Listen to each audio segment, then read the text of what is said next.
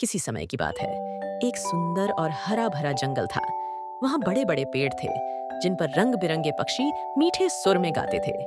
झील के पास झरना बहता था और उसकी बूंदों पर सूरज की किरणें पड़ते ही वह चमकने लगता था। इस जंगल के बीचों बीच खड़ा था एक अद्भुत महल, एमराल्ड कैसल। यह महल हरे रंग के चमकते कांच जैसा दिखता था। यह महल जितना सुंदर था उतना ही रहस्यमयी भी था। इस महल में रहती थी राजकुमारी एवलिन। वे बहुत ही सुंदर और दयालु थीं। उनके सिर पर फूलों और पत्तों से बना एक खास ताज था जो उन्हें जंगल की रानी भी बनाता था। एक दिन राजकुमारी महल के बगीचे में घूम रही थीं। तभी उन्हें पुराने सेवकों की बातें सुनाई दीं। पहला सेवक, श्रापित बाघ की तरफ जाना मना है। वहां जो भी जाता है वापस नहीं आता।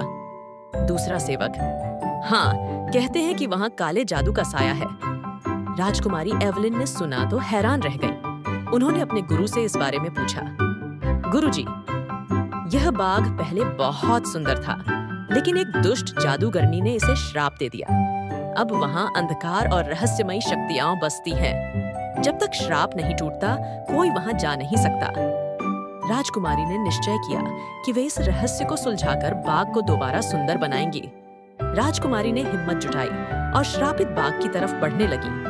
जैसे ही उन्होंने बाग में कदम रखा, सब कुछ बदल गया। हरियाली की जगह सूखे पेड़ और कांटों से भरी झाड़ियां थीं। हवा में अजीब सी गूंज सुनाई दे रही थी। अचानक बाग के बीचों बीच एक आवाज आई। जादूगरनी, कौन मेरी शांति भंग करने आया है?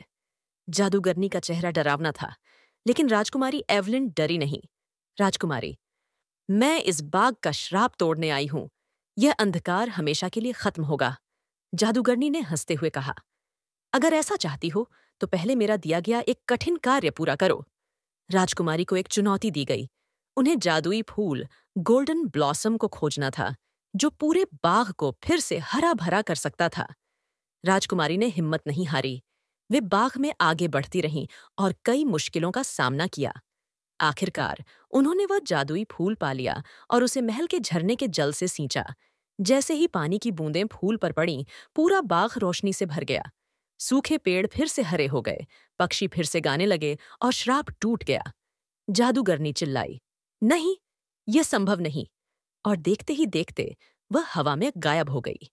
अब श्रापित बाग फिर से स्वर्ण बाग बन गया। महल में खुशियां लौट आईं और जंगल पहले से भी अधिक सुंदर हो गया। राजकुमारी एवलिन की बहादुरी की कहानी पूरे राज्य में फैल गई और वे हमेशा के लिए अपने लोगों के दिलों में बस गईं। अगर ये कहानी आपको पसंद आई है तो चैनल को सब्सक्राइब करें